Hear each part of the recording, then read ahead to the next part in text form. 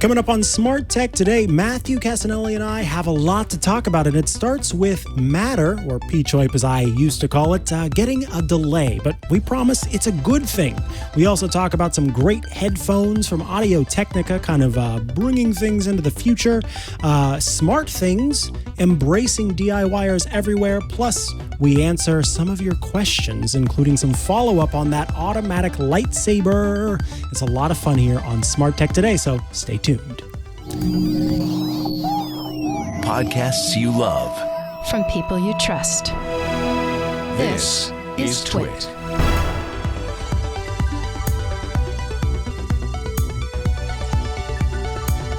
Welcome to Smart Tech Today, where we explain the exciting, dynamic, and sometimes confusing subject that is the Internet of Things. I am one of your hosts, Micah Sargent. I am your other host, Matthew Casanelli. Hello, Micah. How's it going? Ahoy! It is going well today. How are you, sir? Doing good. I have no troubles with my mic at all whatsoever, so should be fine. Good. Filter, I may have taken off right before this, which is always a bad choice. So, yes, but for those listening and not viewing, he also has reinstalled it. So do not tweet at us with your plosive complaints because they would not make sense and would just be a very sensitive ear. Let's break into things. The first piece we want to talk about today is all about Matter. Matter is the new name for P-Choip, Project Connected Home over IP, which is the coming together of the different platforms, systems, frameworks in a cohesive whole to let devices interoperate. Originally, Matter was going to be scheduled for release in 2021 at some point. That has officially been delayed until 2022. Despite the delay, however, it is more of an external delay than an internal one.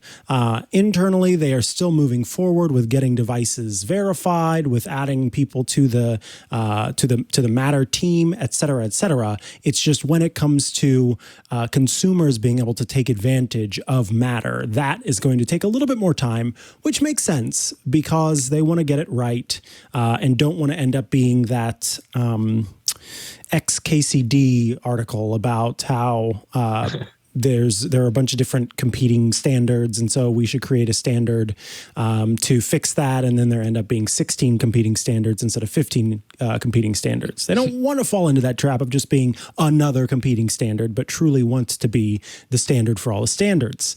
So if it takes time, I'm okay with that, because it takes time to make a thing go right, you know?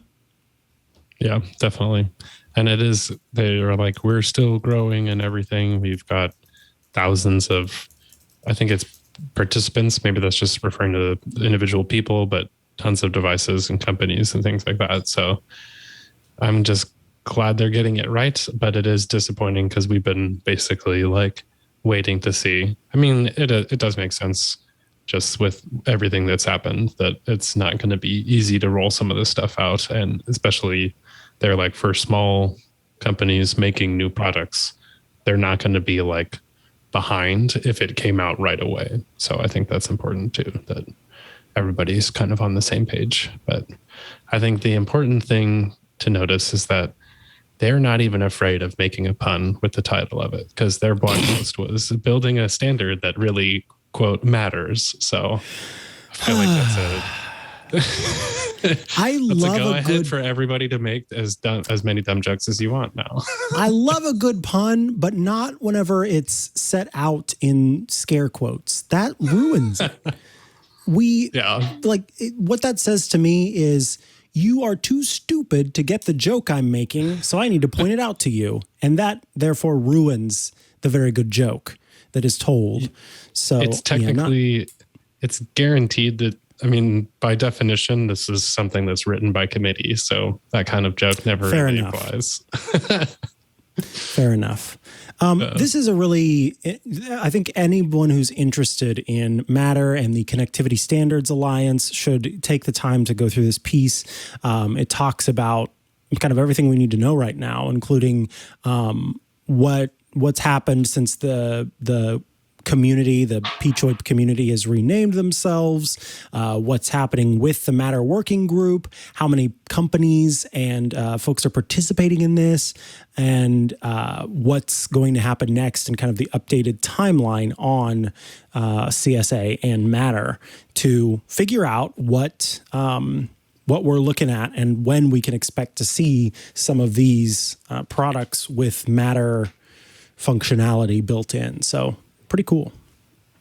Yeah. I was just going to say, this would be cool to see. I was like, what is it to join? That's $7,000. So maybe. Oh, let me just scrape that together. Yeah. I mean, I guess I could. Just want to make sure they got shortcut support, It's just oh my God, be really important. So hopefully somebody from Apple is on it. Hey, it would be lame if you got every smart home device connected, but they just don't happen to work with the Apple's automation platform. Like, that would be silly. Yeah, they're definitely on it because they because of the show. No, they're definitely a part of the Matter group because they've announced that they're part of the Matter group before. All right. Just specifically for that is all. Oh, I see. I don't know. I don't know about that, but I imagine, the HomeKit shortcut stuff, that then it'll be integrated that way. All right. Let's talk about the Galaxy Watch 4, which is the answer to the Apple Watch. Samsung has its Galaxy Watch 4 with WearOS 3, and it's touting an interesting watch that provides some of the functionality you'd come to expect from a smartwatch. Yeah, this is kind of, I think, the first look at seeing WearOS instead of Samsung's Tizen OS. So it's just kind of an interesting glance forward. But I don't know. I don't have much to say. I'm not super into Android smartwatch world, but I think we should do some more research and see, especially as these are coming out, just like what this is going to make, what difference this is going to make overall for the competition in the space, because just having everybody aligned through the same platform against Apple Watch, I guess, should make a difference. Yeah. I like the opportunity to have other devices out there for sure.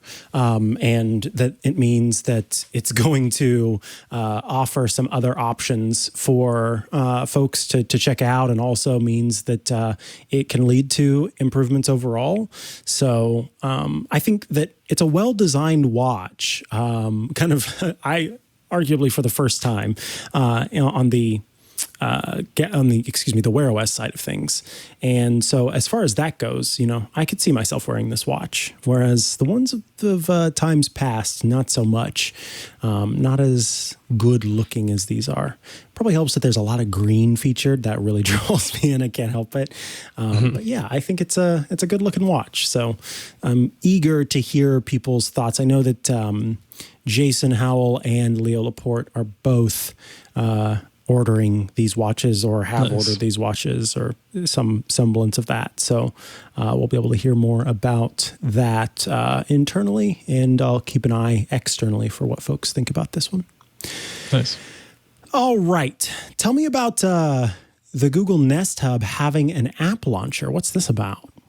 Yeah, this is people on Reddit have just been seeing Google test more of I think this is part of Fuchsia OS, that there's just an app launcher that is appearing on some people's Nest Hubs, so you can tap and just see a full list of all the apps, things like that. So I think this is just another interesting tidbit in the long story of Nest Hub becoming something like more than just a display for a voice control that you just see stuff on, and actually something that you can tap and interact with and use kind of like a tablet that's just stationary.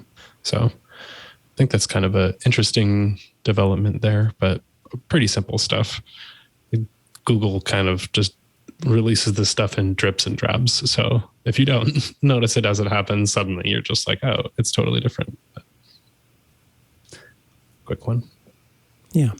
All right, let's talk about this next piece from The Atlantic and how a very popular name is not so popular anymore because of its ties to a certain virtual assistant known as Alexa. Alexa. No. Oh, no, you don't. I'm pretty sure the person who wrote in, I got to check the name again, but he was like, I heard you like teasing, and I was like, oh, it's all in good fun. I swear, I'm not making fun of it. It's a good. Wait, hold on. We got a response? I think so. I didn't coordinate the username from the feedback a couple weeks ago, but this article, especially the graph right in the middle shows. They don't exactly explain why it spikes. Maybe because people actually liked the name at first, but then immediately afterwards, the number of babies using Amazon's assistant name has just completely dropped off to the point where it's like people just don't want it. Especially, maybe Siri wasn't that popular before, is what they're saying, and it was like a decently popular name. Amazon's was, and so. Yeah, I just think I know several people with that name, and I imagine that they wouldn't want it for their kids, and folks wouldn't want. Yeah, after that, I feel it's less about sort of a hipster approach of, oh, that name's so used, and more of just like, that's an annoyance. And I think that it's important for parents to consider the potential bullying aspects of someone's name, because unfortunately that is something that you should consider. I have a very strong belief that a person's name is not an art project. And I won't go into all of my thoughts on that, but just to say that if you feel that it is your right to give this this existence in a little flesh sack a name, then the least you can do is be very considerate about the name that you decide to give said existence. And so I completely feel for the folks who are like, we're not going to do this to our child because there's bullying involved, and there's also just the annoyance of if you have those devices and maybe you don't know about Ziggy or some of the other options. Yeah, exactly. And I think I always still have a like low key feeling that, especially just because when you say, dang it, I was about to say it and I just totally froze. When you say the Siri wake phrase, you say hey in front of it. And something about that is just like, if I was barking like Micah, you would just be like, what? And I think the way that people address it makes a difference. And so it's just like a slightly more negative, like everybody's just like telling you what to do versus if your name was Siri, people would just be like, hey, blah, blah, blah. And then that's less like, just do this for me. So I feel like it is even more of a negative connotation than the others. Huh. I hadn't considered that, but I think that's spot on. Yeah. That hey really does make a difference. And that Google does that too. So interesting. Yeah. Except that I just don't like the Google one because I'm like, let me invoke large corporate tech companies in my home. Like, I don't want to say, hey, Apple, because that's still just as weird to me. But I don't know. They don't really give us another choice. Yeah. You got one name there. I think people, I've actually heard that more than anything else from folks, from everyday folks, that they'd love to have a different wake word for their different devices, and not just Alexa, but other ones that instead of just having specific wake words, of course they don't understand the technical aspects involved in that, but they want the other. They want to be able to just like type in a name and make that the choice. All right, let's talk about Audio-Technica's wireless headphones. These good-sounding headphones, Audio-Technica knows a thing or two about sound, they offer multi-device support, and they also feature Alexa functionality. So you can use the voice assistant. Yes, the voice assistant. The Boise Assistant right there within the headphones. And there are a few different headphones, if I remember correctly, that boast this, of course, including Amazon's own Echo Buds. But yeah, these third-party Audio-Technica headphones offer ALEXA integration. Yeah, these are just like the classic Audio-Technica over-ear.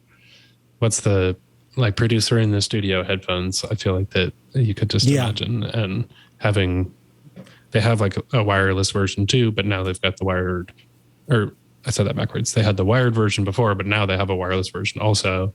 And just Bluetooth pairing, the multi-point pairing is always amazing because that makes all the difference when you're using a pair of headphones with a computer and an iPad or tablet or phone or something like that too. So pretty interesting. I'm curious if they have any sort of partnership with Amazon. I could totally see it seems like the perfect product for a commercial, but yeah, indeed. Just for like, I don't know, I'm a band person or I don't know. And USB-C and stuff like that is great too. So that long battery life and then quick charge and things like that. So it is just interesting to see classic headphones getting updated for what they should be in 2021, but we're living in the future. I don't know. Gotta appreciate it sometimes. Absolutely. Up next, we're going to talk about something I tried out this morning that I find very interesting, and I'm curious to hear Matthew's thoughts on that. All right, so this morning I got an email from Oculus, and I thought maybe it was a notification letting me know that the silicone barriers I ordered to keep my face from breaking out from the foam inserts of the Oculus headset 2 were going to be on their way. But instead it was not that. Those are apparently still being made and shipped. So I'm still waiting on those. And in the meantime, I'm using the one that's I always forget the name of it. I think it's Superhuman, but I don't think that's right. There's a workout app that I use on the Oculus, and they, when I first subscribed, sent me a silicone barrier so that you didn't sweat into the foam, which was great. So anyway, did you have issues with that? I didn't have any of the breakout stuff, but certainly just for the sake of that people have that. Okay. Yeah. For the sake of cleanliness, and also because that was that's something I am waiting for, the little fix that they're supposed to send me. Anyway, instead it was an email letting me know that I could try out the beta of Facebook's new VR work app called Horizon Workrooms. So I said, ooh, beta, and clicked on it and got it installed. It is an app for your computer. It works with the Mac if you're not running beta software, and an app for your Oculus Quest 2. So it works on my Oculus. So yes, I was at my own tester. So what you do is you strap on the headset. You have to do some pairing. So I had to put on the headset, they need to fix this. They need to make this easier. Put on the headset, get the code, and then have to remember the codes and then hop out of VR and then type in the code. I wish there was some better way of doing this. Like even an option to just text me or pop up a notification with the Oculus app or something that has the code. Anyway, that's an aside. So, you hop into it and then you set up your desk. So this is meant to be used at a desk. So you sit down, you have a stationary boundary, and you take your Oculus controller and you put it at the corner of your desk, and then you move it just like you were setting up a boundary across your desk, and then click the trigger again, and then it knows that's the size of your desk. From there, you can also add, there are certain keyboards that are included, including the Apple Magic Keyboard. You can also have your keyboard kind of appear in VR space. But the big thing is that you then have this desk in front of you that you can sit at and work from, and also communicate with other people. So you bring people into your room and you can have a meeting. What's super cool is it works not just with folks who have VR headsets, but folks that want to video call in can also join. As we're showing this footage for people who are just listening, there's a screen that shows up and people can be on video on screen, and you can look over to your left and see this video screen, and then you can look around at all of the people who are joining you in VR space as their avatars are kind of sitting with you. But where things get super cool is that I looked over to my right and there was this huge huge sort of space. And it was kind of like a whiteboard, except it wasn't white. It was like a dark blue, if I remember correctly. And yeah, now we can see that on screen.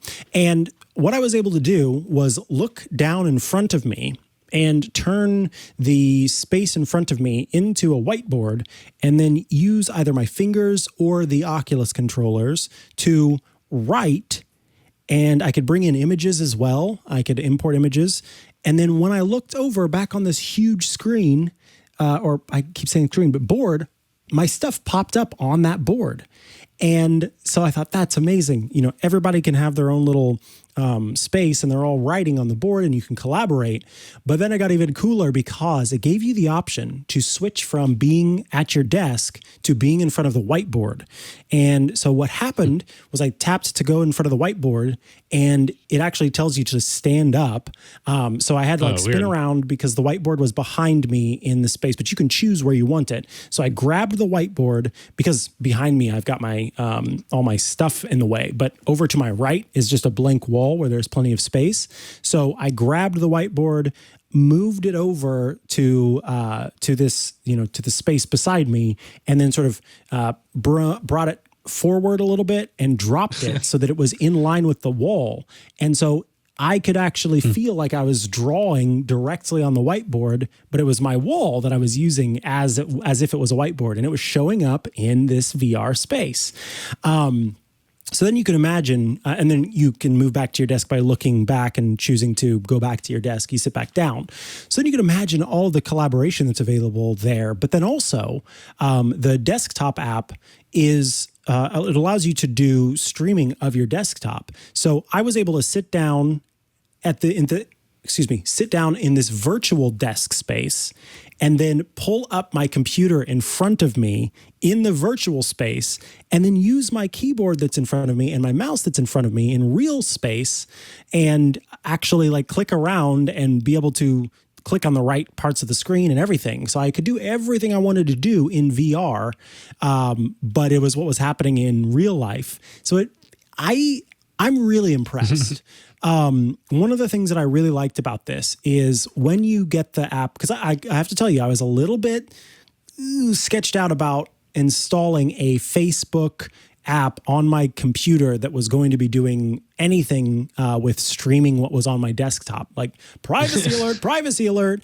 But what's really cool is that Facebook is clearly very aware of that. When you first, when you first launch the app, it says, none of what you are doing in this service is going to be seen and used for ad targeting. All of this stuff is your stuff, and I mean there are like 5 or 6 different points that it makes, letting you know that they are hands off on this kind of thing. This is a complete separation from your Facebook account and is not at all kind of being collected and used for ad monetization, et cetera, et cetera. So I felt really, I was glad that they are, because Facebook's not very self-aware usually. And so for them to be self-aware enough to feel this, or to know that they should be aware of this, was pretty good. And then I noticed also, I didn't tell you that I did get that part set up, and they specifically mentioned the pass-through data, which is where it can literally, the cameras on it that it uses to detect where your hands are and things like that, you can see through and see in that mode where you can see your environment while you have the goggles over your eyes. Mm-hmm. And part of the cool feature in that same desk mode is there's a button where it, instead of being the whiteboard, shows you the pass-through version of your keyboard that's sitting there. So you can physically see the keyboard. But the other thing too, on top of that, is it even detected, I don't exactly know how, maybe just by Yeah, when did it? Because I don't have the virtual desktop connected to my computer, but it could tell that there was keyboards. Now I'm creeped out, actually. But No, I don't know when it could connected to these keyboards, but it knew which ones that I had and like asked me, and I just picked the Apple one, and then this white keyboard appeared in the space, and it was tracking that. So it's like their hand tracking. It's so it is in. But I didn't have it vision. out. It was showing. What? It was showing my Logitech keyboard that's over here somewhere. Oh, no, those are the only ones that it works with right now. That list, I had the same list, and I don't have a Logitech keyboard. Okay. Yeah, those are the only ones that it works with. There's even no batteries. No. It's a conspiracy. Yeah, no, it's just those are the only ones that it can recognize with computer vision right now. So that's why those were the ones that were showing up. I was like, what is going on? It has all of my different keyboards. Yeah, that would be really troubling. I want to get that. I love this whiteboard thing. It's so cool. I don't think you mentioned how you hold the controller upside down. So it's like a pen. Yeah, that part felt a little weird, I will admit. It's awkward, but it works. Because you don't see it in virtual space. So what you see is like a big old chunky marker, and that kind of helped me. Where in real life, I was like, I don't know about this. But actually doing it, and then it immediately in virtual space, in virtual reality, it shows you the controller, but the moment you change how you're holding it, it morphs into a marker. And at that point, my brain was like, okay, this is a marker now. And I felt a lot better about it at that point. Is your wrist just been weird? Because that's what happened to mine. In virtual reality, it was like weirdly switched backwards. Like just yeah, at first mine was giving me some trouble. The other thing that I guess I didn't enjoy, it would make me want to have, this is like my virtual reality desk, is it tells you to clean off your desks so that you have room to use like the area in front of you as the whiteboard. But I need my keyboard there. And I also have a bunch of junk on my desk that's kind of always there. So that part was a little troublesome. And I'm curious how they kind of reconcile having a keyboard in front of you or a MacBook Pro in front of you or wherever that might be. And kind of moving those out of the way in order to draw. I mean, if it can detect the keyboard, at least that's probably the biggest one. And it also uses haptic feedback in the Oculus controllers to give you a feel of when you are actually reaching the plane on which you're drawing. And then also as you move it, it sort of vibrates to give you that feeling. So I thought this was really cool. Even though it's a beta, I was still very impressed with the early polish. I had some problem with unpairing of my headset from time to time that I needed to fix. But outside, that's interesting. That is not how I drew my desk the way that it just showed in the video. Yeah, I did it like that. I didn't do it along the edge like that. I did it sort of facing down along the front edge versus from the top. Interesting. Anyway, I thought this was really cool, and I'm looking forward to trying it out with some folks like you who have it. I need to set up my avatar, my new avatar that they're working on, because I skipped that so I could hop right in. But yeah, I think this is really neat. I'm going to keep playing with it. We're almost at episode 100, so maybe we should plan our celebration. Our virtual reality episode. I don't know. Yeah. Exactly. The whole thing. We can pull up all the articles in VR. That would be fun. It is pretty. I think it's like the only thing I ever saw on Twitter from tons of snarky people is just like Facebook's talking about like the term metaverse and things like that. But I think it's still people do not like that. Yeah, exactly. They're getting way too Silicon Valley with some of that stuff for me right now. But at least this seems like a real use case for VR beyond games that not like, I don't know, that's kind of a derogatory statement saying it like that. But I think for a lot of people, they need that kind of killer app to be able to justify it. And it is just like, if you can have really productive meetings by actually collaborating in this kind of space, it's interesting. But the whole meeting exhaustion thing is very real, and wearing a full headset the entire time. Like maybe it, just by being there and it not being on camera, watching yourself and all those kind of aspects that actually do, they say, psychologically affect you more. It could be different, but it's kind of just interesting to see. And I do. It was pretty impressive. Like I can see how I have that same experience with VR where you are just like there and then you come back to where you are now versus it just all being in the same spot all the time or something, especially during the pandemic. So if you're working from home. But yeah, interesting stuff. Agreed. Very interesting. This next one is going to have a lot of people pretty happy, and it's really interesting that this happened shortly after our question last week about SmartThings. I was like, it was so prescient because he was just like exactly the right amount of time where you're like, what's going on with this platform? Yep. But, yeah. Over on Stacy on IoT, shout out Stacy. There is an article talking about SmartThings, that platform embracing the edge and DIYers. So what does that mean? Well, let me read a little bit from Stacy here. A little more than a year after announcing major changes to the platform, SmartThings has rolled out what it calls SmartThings Edge, turning the smart home automation platform into something DIYers should love. The platform gives priority to local automation and lets users build and then share their own device handlers that will run on a hub. So what does this mean? It means that folks are going to be able to use their hub locally on their network and then also build out kind of integrations with different devices. So it's a little akin to what you get if you turn a Raspberry Pi into a Homebridge hub that works with HomeKit. This is going to be a lot like that. This is going to use all of the because we talked before about how the cool thing about SmartThings is that it's not its own special protocol. It's got a bunch of different radios in it. It's got Zigbee, Z-Wave, and of course supports Wi-Fi. And I think that it's added even more since then. And so all of those are built into it and should be able to control different devices that have those radios built in. And so this is going to be that exactly. It'll be a way to use the SmartThings Edge Hub with different devices. So I am really excited about this. This is going to have me getting a SmartThings Hub for sure because I want to see what's possible with it. Yeah, it's like, I just didn't expect this at all, especially when we were just talking about it last week. I'm curious what it means just in terms of Samsung's involvement going for, like, obviously they still own it, but I'm just trying to figure out, are they going to have any sort of special priority or association, or if it's just kind of like run as a subsidiary or so. I'm not exactly sure. But the language that they're using has changed for it. So I was listening to Stacey's podcast actually, and they were talking about how it's just easier to write in and things like that.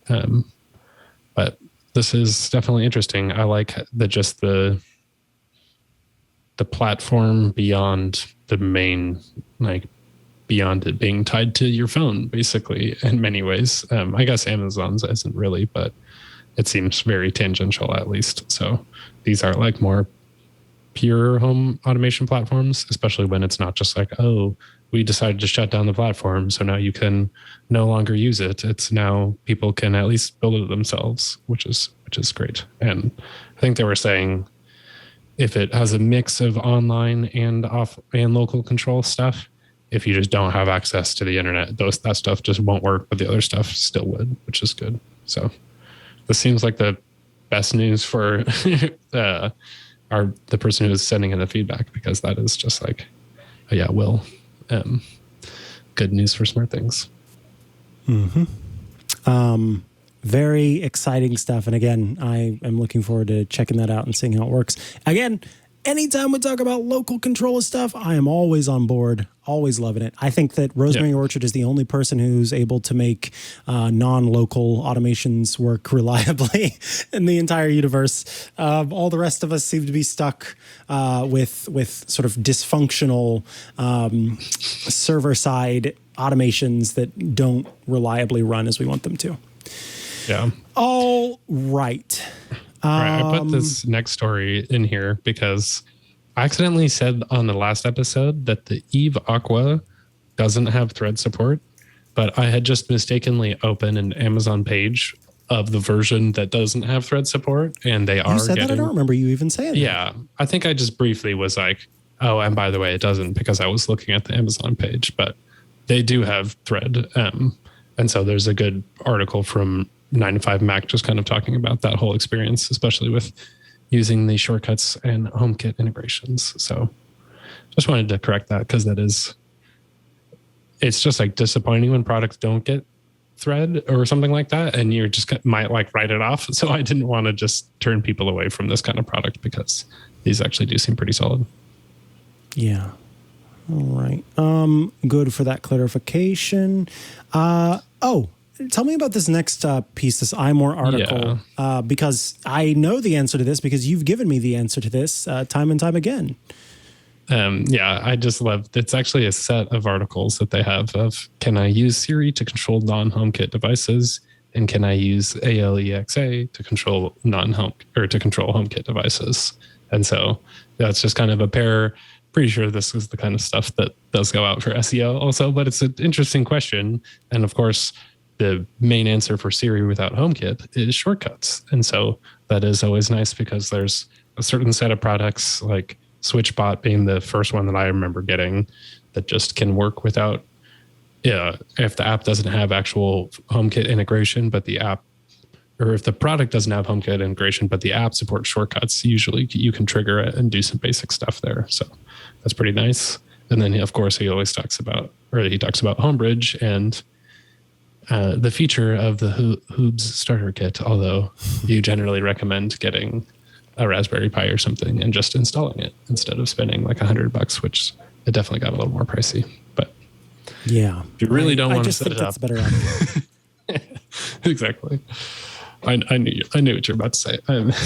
But then using you got it there. Can I use Alexa to control HomeKit devices is also the same kind of thing. Homebridge is another really good solution. Is probably going to be the main solution to do that.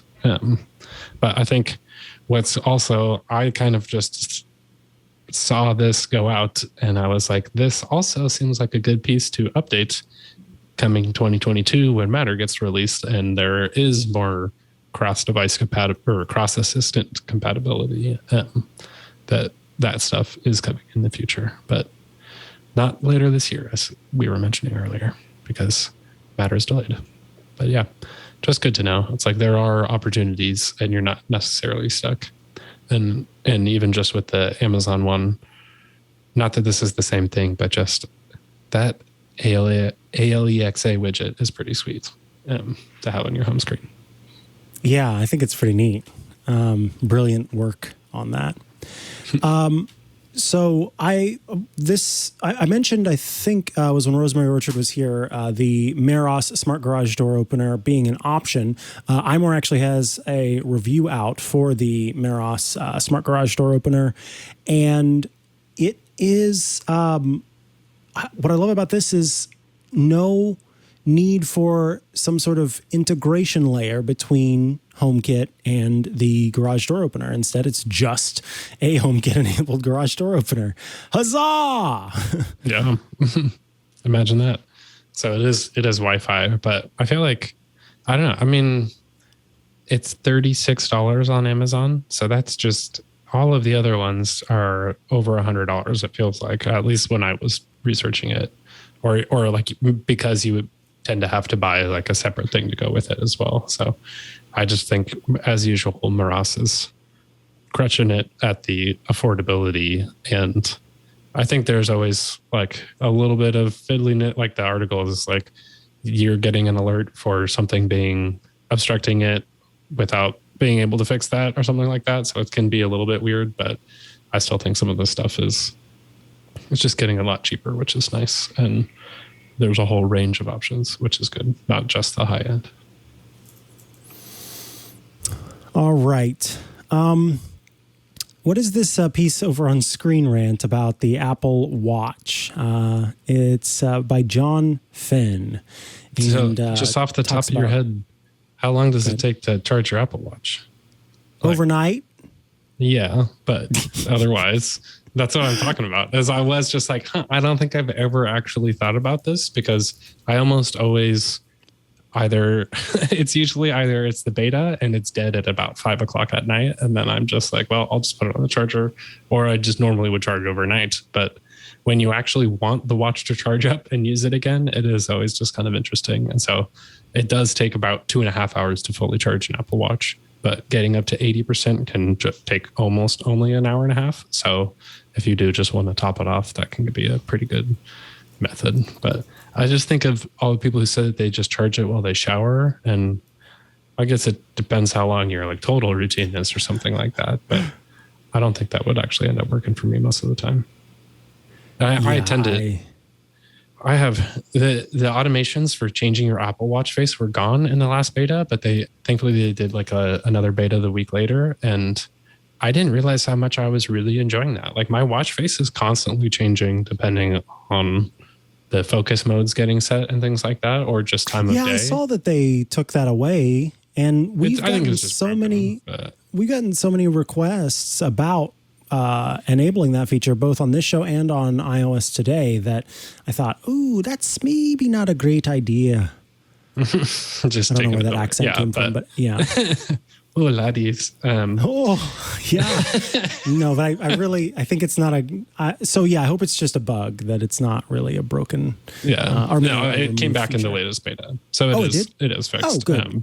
I was just like, it just is one of those things where I'm not really sure if it was like that useful, and then it was taken away, and I was like, man, my watch feels like it's not doing anything anymore. So I'm definitely interested in that. But the point was, I had so many automations at some point that I'm pretty sure my Apple Watch was just dying because I was like constantly trying to change the watch face and connect to all of my shortcuts and stuff like that. And so knowing how long it takes to charge is nice. But the other major thing is just that it tells you on your phone now when your watch is charged. And that alone is like, if you especially don't need it that bad, I love it's that. just nice to, like that's such a quality of life thing that they didn't used to have. And you're just like, oh, okay, I'll go grab it now. Versus it's like, oh, it's been 8 hours and I forgot to wear my watch. Like, shoot.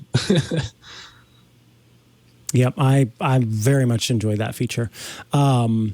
All right. This next one is about Apple Watch. So we've talked before about Apple having the time to walk workouts, including one with Dolly Parton. The idea is that you get to take a walk with one of these folks. So you are listening to Dolly Parton tell a story while the two of you walk. There's a new time to walk out with Paralympian Kurt Fearnley. Kurt Fearnley is a gold medalist in the Paralympics and does a walk or wheelchair ride. So it's a time to walk or a time to wheelchair. Or I think what do they call it? Time to roll. That you can do. And so you get to hear a cool story as you are going through with Paralympian Kurt Fearnley. Pretty neat. Take a push, I guess is what he said. Yeah, I can't remember what they... Oh, is that what they said? When I go out and take a push, it's like going for a walk, I'm in my day chair right now. So I thought it was interesting. I thought like it is one of those things where I just thought about the language of it is very clearly needs to be slightly addressed when he's like, well, I'm not walking. But so I just thought that was like an unintentional effect of calling it time to walk. But also, what else it's like time to stroll. I don't know. There is at a certain point, like the phrase going for a walk is like getting out of the house and things like that. So I don't know. I just thought it was interesting and a good way to not just like leave wheelchair users out. This is a more thoughtful integration with it and can get people who don't think about that more to take some time to it with it. So I haven't done too many of these time walks because I don't walk based on a certain amount of time. And so I feel like I would distance. I'm always like worried about, well, it's more just like I just go out and do loops in our kind of like neighborhood area that tends to, it's just kind of like how far you go. And I don't want to get too tired or anything like that during the workday because it's fairly warm sometimes. But I just don't want to be listening to an audio story and then get home early and then be like, what do I do now? Like, do you stop the walk and it just ends? I don't exactly understand the experience. And I think sometimes just with user engagement and features like this, if you're just confused at all, you're not really going to try it because you never really know what to expect. So I just don't even know what would happen still. Makes me nervous.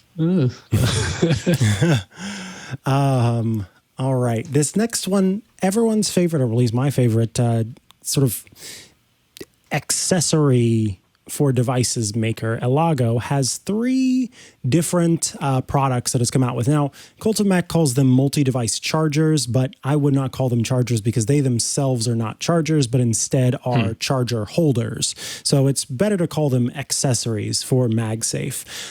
The first one is called the Elago MS5 Duo Stand, and it gives you a place to put your MagSafe charging puck in one spot and your Apple Watch charging puck in another spot, and have them near each other, where you can sort of have your iPhone in an angled up way so you could see what's on screen, and same with your Apple Watch. It's great for a bedside table. The next one is the Elago MS Charging Hub Duo, which is a silicone cover for 2 for 2 MagSafe charging pucks. You put them both underneath, you put the silicone cover over the top, and so then it holds them there and lets you set down 2 devices to charge.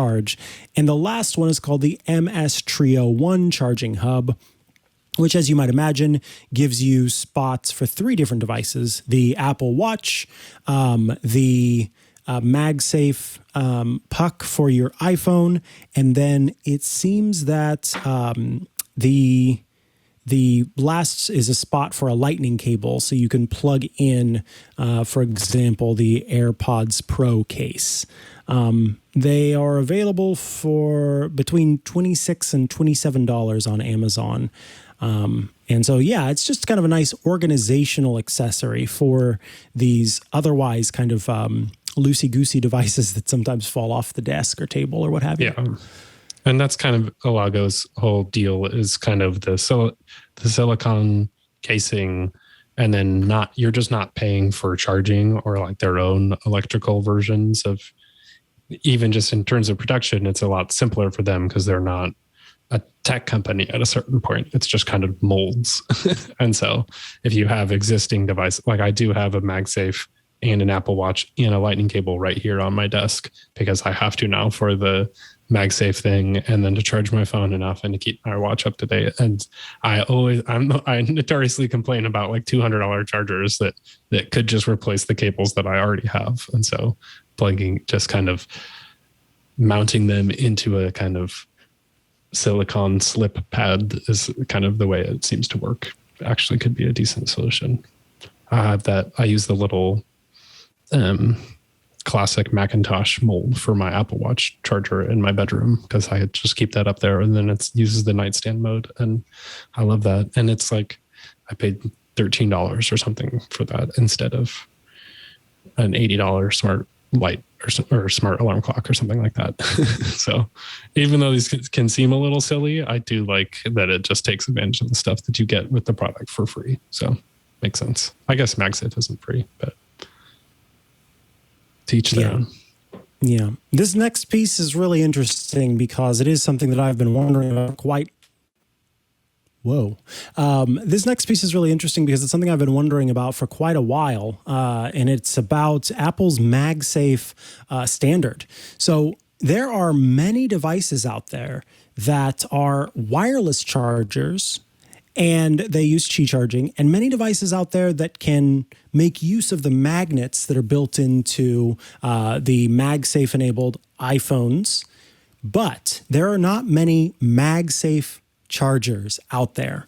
What does that mean? Well, Apple has a MagSafe sort of blessing that it can give, wherein devices, chargers that are MagSafe enabled are able to charge at 15 watts versus the half, which is 7.5 watts that you would get from dropping this phone onto a Qi charger. So 7.5 watts, not great in comparison to the doubled 15 watts that you get from MagSafe chargers. As this Verge article points out, there are only a few devices. There's Apple's official charging cable, which I call the MagSafe Puck. There's the Apple MagSafe Duo charger, which a lot of people call Apple's travel charger.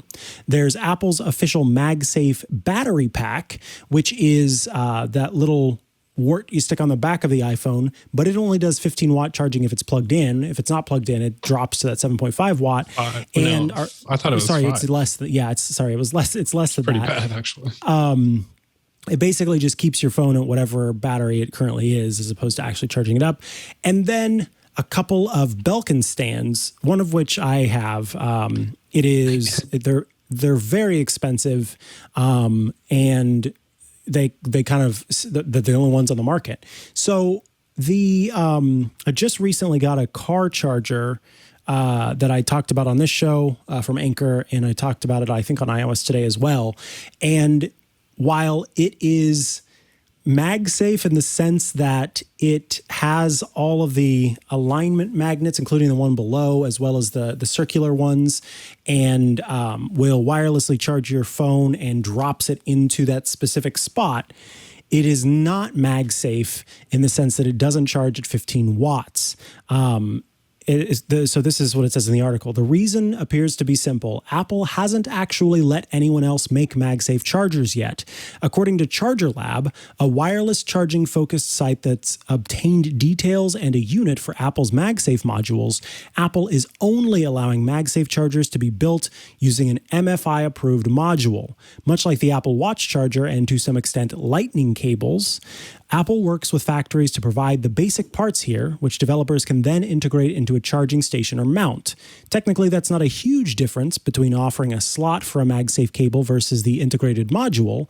The advantage is largely in size and cost, allowing for accessories that are smaller, cheaper, and nicer to use than the awkward, kludged together options we have today. But crucially, the company only announced that it would be offering the modules on June 22nd, almost 9 months after the iPhone 12 launched. Hardware developers were only then able to apply to get their hands on samples and apply to get true MagSafe products approved, followed by actually manufacturing and shipping those accessories, which could take months by itself. So that is part of the reason why it's taken so long for us to see any of this trickle out, because manufacturers are probably still working on creating these MagSafe enabled devices, and they have to go after they create them, then they've got to go through approval from Apple, which may result in them having to redo some stuff, and then it goes back and forth, and then you finally ramp up the production of them. So it's no surprise that these things are not out there in the wild yet, and that Belkin got to sort of do an early deal there and get that integration early on with Apple. I didn't know that my favorite stand is the one that actually is MagSafe, because that's you have just the single pole thing, right? Or do you have the Apple Watch one? I've got the Apple Watch one, the Belkin MagSafe 3-in-1 wireless charger. Yeah, because I like that for if you're going to mount your Apple Watch and charge it on it, but I just want the single pole thing for my desk because then you can turn it sideways and watch YouTube videos. I feel like that's always... Mine sits beside my bed, so I charge my iPhone and my Apple Watch at night on it. Exactly. I got my Elago thing, which is $13 instead of $150, which is instead of way too much expensive. So, but again, the fast charging thing, that does sound pretty nice. But yeah, I think it is interesting. Last year was, of course, a different year than normal for both accessory manufacturers and even just Apple. And I think especially, hopefully, I don't know, just what Apple tends to do is it's like, this is the cool new thing. And then it's really like, by the time the next phone comes out, that's when, first of all, there's a year of people who've been developing the product and a year of people who bought those iPhones that also have it, that now when everything really rolls out, everybody can get it and not just only people who bought the brand new iPhone. So at least hopefully we'll see more this fall of just taking MagSafe to the next level. Like we were talking about Moments products, and they've done some of the most interesting stuff, but I still think is like kind of confusingly communicated exactly how it works. And there's still just the whole level of like, I'm going to trust these magnets on my very expensive phone to not just fall off and completely shatter it. So for charging stuff, it makes sense that that's getting out there quicker than the rest. But hopefully we see like true MagSafe proper charging and stuff like that too. That's I guess the distinction in the article, I don't remember if we actually mentioned it, but like most stuff, quote unquote, works with MagSafe versus like MagSafe certified being the thing that means it can charge fast, which is like nothing has been. So if you have magnets and you do Qi, it can charge it also with MagSafe. Yeah. All right. Tell me about this interestingly named app, McClockface. Yeah, you gotta love it. From indie developer David Steppenbeck. This is just a widget app that has the kind of flip clock face things that there's actually, to me, it feels very inspired by, I don't remember what it's called. It's a Mac screensaver that's pretty common that has this kind of clock face where it does the flip cards counting down. It's like a third-party one that I just remember being shared a lot. And so now you can kind of have the same thing on your iPhone. And there's other styles as well, but I like it. I'm a big fan of widgets, and especially with iOS 15 and tons of the ability to have tons of home screens that switch based on your focus mode. I think having kind of just a simple, even like calendar and your clock to kind of have with your phone on your Belkin MagSafe charger is a good setup. But I'm surprised he didn't call it Clocky McClockface, because that's definitely where it's inspired from. I have downloaded $2 this. Also. Yeah, $1.99 in the App Store. And I see. I do like the Back to the Future options. Style. I mean, not that it's Back to the Future, but Back to the Future referenced it, at least, of the classic clock. Or like, was it showing the license plate, stuff like that? It's pretty interesting. Yeah, this is very cool. Oh, and you can even turn on a clock ticking sound. Tick, tick, tick. I will definitely be putting one of these widgets on my home screen, and everybody should check this out if they've got an iPhone, for sure. All right, up next, it's time to respond to some listeners, and we are excited to do that. All right, our first bit of listener feedback comes from, we're going to go with Yosemite. I apologize if I've mispronounced the name there. Hi, guys. Hi. Is there any way to add HomeKit integration to a Wyze camera? I have a Wyze Cam Pan, and I would love to use it with HomeKit. Thanks, and keep up the good work.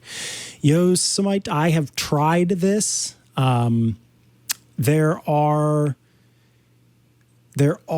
some integrations with Homebridge, but they are complicated and they don't work very well. So what happens is you have to go and get special firmware from Wyze that installs, I think it's called RT. Yeah, RTSP. MP. Yeah, is it RTSP? I think that's like a pretty common streaming protocol. Yes. And so there's firmware that Wyze has that lets you use the camera as an RTSP camera, which is just a way to stream video from a camera to something. And so you have to flash the Wyze Cam with the RTSP firmware. But first of all, it only works with certain cameras. I believe the Wyze Cam Pan is one of those cameras. And then you have to, via Homebridge, set up I can't think of now what this one is called, but it's an FFmpeg integration that lets you use an RTSP stream to view video from the camera. I set this up at one point, and I tapped on the camera, and it took so long for the camera to pop up and actually show me what was on screen that it wasn't worth it by the point it started working. And then sometimes it wouldn't pull screenshots, and it just ended up being so much more trouble than it was worth. Unfortunately, Wyze's API is a private one, but a lot of the folks that are in the sort of home automation network are trying to get Wyze to open up their API, and Wyze has suggested that they will in the future do so. So there could come a time where you would be able to have a better integration with Homebridge with Wyze's actual firmware, its normal firmware, versus the one that you have to get separately. So all I can say for now is that patience is your best bet, because it is not great as it stands, the integrations that are available, trust me, I've tried them, and it's just not good. So I think that your best bet is a little bit of patience while they work on making that public, and people can better drill in and get to the things that they're looking for. I put a link in the show notes to a video explaining how to do this kind of stuff as like the top Google search result and all the chapters and everything, so you can go through step by step. Yeah. There you go. So you can try it out yourself if you want to, but just be prepared to be disappointed is all I'm saying. I mean, it's kind of, with those cheap of cameras, you kind of get what you pay for, as it's a great setup, but I knew that going into it that I wasn't going to get the deep integrations that I wanted, even just because, like you said, they don't have the power sometimes just to get that going quickly. That's already an expensive project. You're adding $100 Hoobs box, and it gets pricey. And then when you realize you spent that much money and it doesn't work, but going into the Wise app itself and launching the video immediately, it starts running and streaming, then you're like, why would I even use it through HomeKit whenever I can use it through here and it works perfectly? All right, let's move on. You may remember Dave from Mississauga. Well, Dave is back and brought up a really good idea from last week. I had mentioned, so we're going to get to this in a second. There was a person who wrote in about a project they wanted to work on with a lightsaber, or a couple of lightsabers. And I had mentioned that I had some 9-volt battery powered dog distractors in my house that I wanted to automate. And so make them where I don't have to constantly go to them and turn them off at certain times and turn them back on at certain times, but that they would just be on at the times that they were meant to be.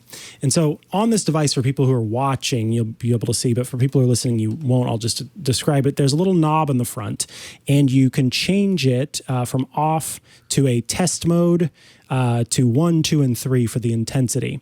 And so this has a physical control, meaning that when it receives power, it's set to the setting that you want it to. So I can leave it on 2, and all that I need to worry about is powering the device itself. And so I wanted to figure out a way, how can I make it so that it is, it's getting the power that it's supposed to, but something that will remove power from it and add power back to it. And I was thinking of adding some sort of switch in between the 9-volt battery and the 9-volt battery connector that would be able to be turned on and off. But Dave came along and said, here's a better idea.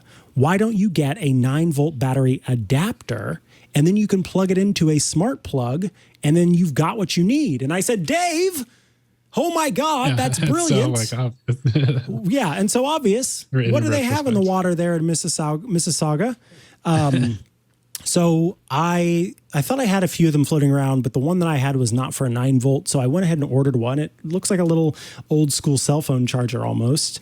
And then it comes with this little black cord that has the opposite of the 9-volt battery terminal that's inside of the device. So you just clip it on there, and then you plug it in via the port. So what I did was normally the 9-volt battery would be inside of this battery panel.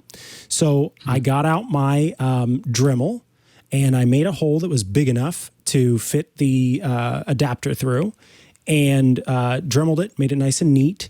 And this tape I'll eventually replace, but I just wanted to do it quickly.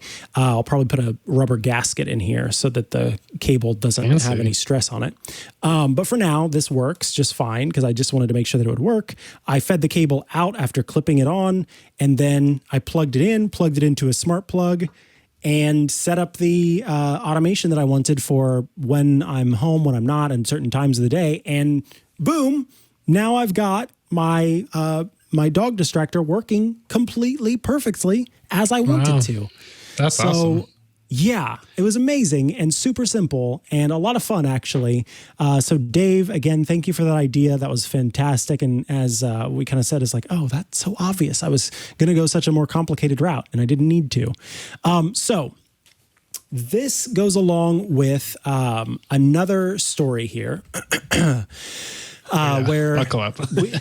so they wrote in before talking about how they were about to go to Disney, and at Disney they were going to be getting a lightsaber, and they thought, wouldn't it be cool if you could have two lightsabers on the wall, and when you watched Star Wars, for example, then they would light up and they would be on during the show. So they were asking kind of how would you go about doing that? So here's some follow-up, because I asked for some follow-up. It says, hey, Micah, thanks for the help and shout out and for not reading my phone number on the podcast, 867-5309. I'm back from Disneyland and I got the Skywalker Legacy lightsaber, the one that Anakin built, killed the younglings, lost to Obi-Wan, was given to Luke, Vader cuts off Luke's hand holding, etc. I have it mounted with a broom holder and that works great. And then they've included a link to the broom holder. Cool. I have ordered a SwitchBot to see how that will work. So SwitchBot is this little device that it just has a little arm that extends out and presses a button. And they say, I'm not excited about SB not having HomeKit integration, but I already have an SB humidifier, so I'll deal with it for now. I'm not sure how I will connect the SB to the switch on the lightsaber. The new wrenches in the setup is that the lightsaber has a constant noise and will shut off after 3 minutes of inactivity.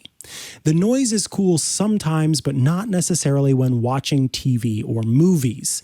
The 3-minute shutoff is not great for this project. I'm sure that you could open it up to see how to modify these features. So, a few things. If the only wrench was the speaker thing, I would have had a thought for you immediately, and I'll still have this thought because this is one thing you could take care of. You would want to open up the lightsaber and find the wires that are leading to the piezo transducer, which is most likely the device that's being used to make the sounds, the little speaker. If it's not a piezo transducer, if it's some other membrane that's producing the sound, then just find where it's making the sound and get out your soldering iron and disconnect the wires from there. Don't cut them. You really want to use a soldering iron because you want to be able to reattach them, because some devices need to have everything connected for it to actually do what it's supposed to do. Some do not. Some can still work even if it's not getting a connection to that piece. From there, I would try it immediately to see if it still lights up. If it doesn't, then what you can do is, if it should be 2 wires leading to the speaker, you can connect those 2 wires to complete that circuit, and then hit the button again and see that it's working. Reconnect them, you mean? Yeah, did I say disconnect? No, you just said connect, and I'm just making sure. It's like to reconnect the ones you just snipped. Yeah. Well, so connect them to each other as opposed to the speaker. So you can keep the speaker out of it, connect them to each other, and see if it works at that point. If at that point it doesn't work, then it does need to be connected to the speaker, and there's not a whole lot that I can do for you, because at that point it becomes programming at the chip level, and I don't know how to do that. As far as the inactivity thing, my guess is that there's probably some sort of gyroscope inside that is looking for motion. And so depending on the type of gyroscope, old school gyroscopes had like a little ball inside of kind of a metal cylinder. And as the ball moved around within the metal cylinder, then it knew that you were moving it. And so those ones would be a little bit easier to trick, because you could sort of push the ball up against one of the sides, and then it would be kind of always thinking it was moving that way. But modern gyroscopes are chips, and so they're not as easy to futz about with. So I personally don't know how you would fix that option, or you would fix that problem. At that point, I think that it would be too difficult for me, but this is where I would suggest you go into some modders, Reddits and things like that. Look for some subreddits for modders of Star Wars stuff. Wow. Because I know, right? I'm going to get it for that. Because then I think it might be too difficult. I've always got Star Trek on the brain. Star Trek, yes. At that point, I think it's going to be too difficult to just be able to sort of fix that. Here is my other suggestion, though. And this is going to require some sacrifice. But it's sacrifice that would potentially make for a really cool outcome. And that is, if you're already taking it apart to get the speaker to stop working, why don't you take it apart, and take the light setup that's inside of the lightsaber blade out and install a light strip, an LED light strip inside of there, put it all back together, and then run the power from inside out. And same for the other one. Now suddenly you don't have to worry about speakers. You don't have to worry about pressing a button. You don't have to worry about any of that because you can control it as HomeKit. You could get a set of Eve light strips or, I mean, any HomeKit enabled light strip that you want, LED light strip that you good want. Ones. I mean, just the most, I would just say don't get like super cheap ones because they just have worse quality sometimes. But yeah. I mean, you do you in terms of that. But I mean, if you wanted to try it first with the Meross ones, for example, just to give it a go, he's right in terms of wanting to make sure that they're bright enough. So that's where I think that the Nanoleaf Essentials line would be a really good choice because not only are they high quality, but they're also thread. And so that's going to be great too. So yeah, again, at this point, you are risking, taking them apart. So maybe you start with one and see if you could do it with that one. But that completely is you don't have to worry about modding it. You could keep those original components and put them away in a box somewhere. And so if you ever wanted to put it back together, I highly recommend taking photos and even video of you taking it apart so you could put it back together. But by doing that, you get the handle that looks and feels real, and you get the blade that Disney has made. But inside are lights that you control yourself through HomeKit, which is what you want. You really want HomeKit to do this, and so SwitchBot's not going to do that for you. You have the problem with the inactivity causing it to turn off. Now suddenly you can make it so that as soon as you hit the button that plays Star Wars, then it will also light up. So. Star Wars. So those are my suggestions. You go the first route, there's a lot of modding involved, and you might not get exactly what you want. The second route, I should say there's a lot of very difficult sort of software, firmware-based modding. The second route is a lot of physical modding, but you get more control in the end. So continue to follow up. I'm curious to hear what you decide to do. And if you go the route of completely replacing the internals as this would be, because it sounds like you got these specifically to be display devices you hang on the wall, as opposed to being things that you take down and swing around. Yeah, but if you're wanting them he's to got stay the broom that way, handle things to be able to pull them. It looks like you probably still would want to pull them off. So then maybe you get some the temptation cheaper to ones. it would be high to just pull it off the cable or something on accident. But maybe you just get some cheaper ones that aren't the Disney ones that you can mod yourself and feel better about versus these ones that are more expensive. Anyway, those are some thoughts, and I'm curious to hear what you think. And also, again, shout out to Mississauga's Dave for his suggestion with my dog distractor. Appreciate that. All right, let us move on to our final segment, which, of course, are our picks of the week. I don't have a pick for you this week. So, Matthew, tell me, what is your pick of the week? Mine is something that I realistically will not buy anytime soon, but I'm very interested in it regardless. It is the Vestaboard, and this is the $2,800 what do you call it? Like ticker board for, I'm assuming generally offices. Holy I'm determined moly. to get one into my home office for completely unnecessary reasons. Basically, it's like at the San Francisco ferry terminal, there's one of these kind of things that is a ticker for when the next boats are going out and things like that. And so it's literally like like everything changes and shows your words. But according to, was it that I was tweeting with, they have a full API. And so that means I could use it with shortcuts. Like somebody's got like it set up to show him the air quality and stuff like that. Why on is this it so little Vesta board. expensive? I mean, it's a giant TV. It's like a 42-inch TV. That's I didn't realize it was that big. So, oh my like, God. yeah. You have a place for that? Come on. No, not at all. But they were tweeting and I said, oh, I would totally make a bunch of videos. And they said, sounds incredible. And so Vestaboard send me a review unit and I will make YouTube videos about this. I would love to. I mean, you could like, at this point, you could recreate faces on the dadgum thing. There's like, how many characters? It's like 4 lines of text, really, and then a bunch of colors. But I don't know. I would just put up my current calendar event, just really obnoxiously while we're doing this story, change the article every time or something. I don't know, just because I can.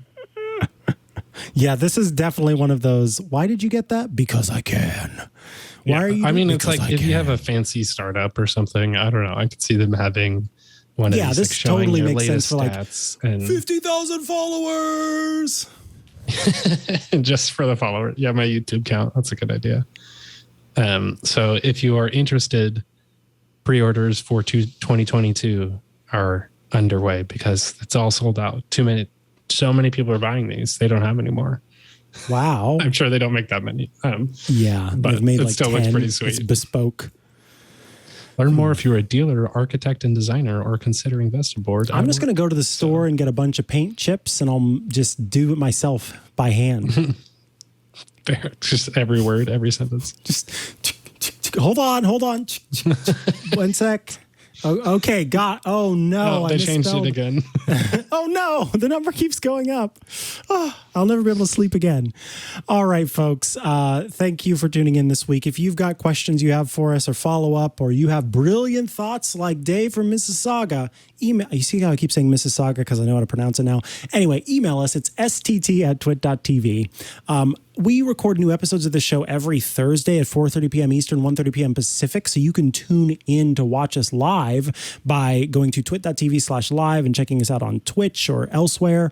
That's a great way to watch the show. But the best way to get the show is by subscribing to it, which you do by going to twit.tv/STT. When you do that, you'll be able to click to subscribe in audio or video formats across all sorts of providers: YouTube, Apple Podcasts, Google Podcasts, Spotify, all the places.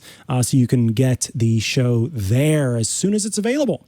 I should also mention Club Twit. Club Twit is a great way to support the network and get some pretty cool things. For $7 a month, you get every Twitch show with no ads. That's right, all the shows with no ads. And we got quite a few of them. You also get access to the Twit Plus bonus feed, which has content you won't find anywhere else, and access to the members-only Discord server. That's kind of my favorite part. It's a place to go to hang out with all of the folks here at Twit and also all the fellow Club Twit members.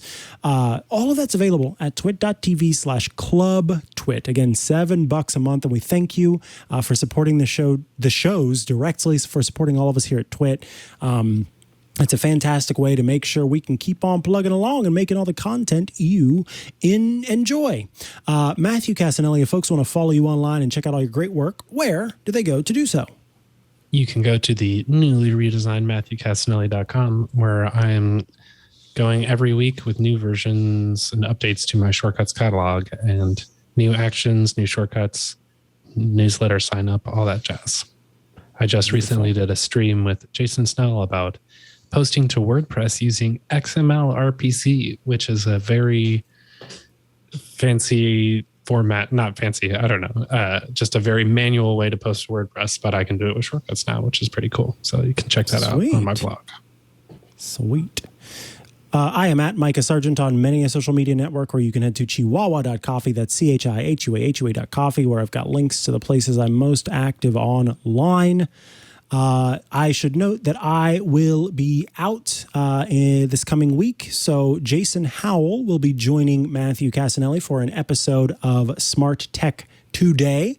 So you can look forward to that. I'm sure he'll have a lot to talk about with VR, as that is something that he enjoys. And I'm looking forward to him bringing the perspective of Google Home and all of that to the table. Nice. So that will be what you can expect next week. And then I will be back the week after. Until next time, we can say good afternoon to all of our smart assistants, no matter what we call them. Good afternoon.